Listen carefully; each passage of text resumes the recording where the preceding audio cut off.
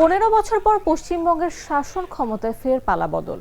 2/3 সংখ্যাগরিষ্ঠতা নিয়ে সরকার গঠনের পথে ভারতীয় জনতা পার্টি। রাজ্যটি 294টি আসনের মধ্যে এদিন 293টি আসনে গণনা হয়। সরকার গড়তে দরকার 147 আসন।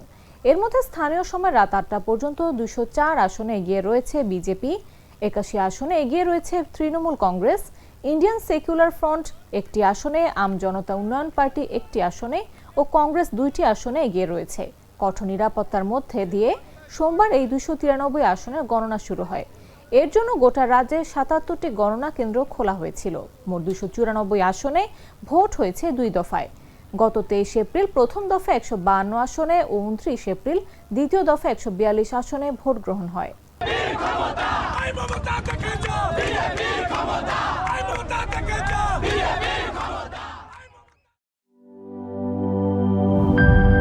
ইউরোপ, এশিয়া, আমেরিকা যেখানে যাই, বিশ্বের 145টি দেশে আজ ফ্রুটো পাই।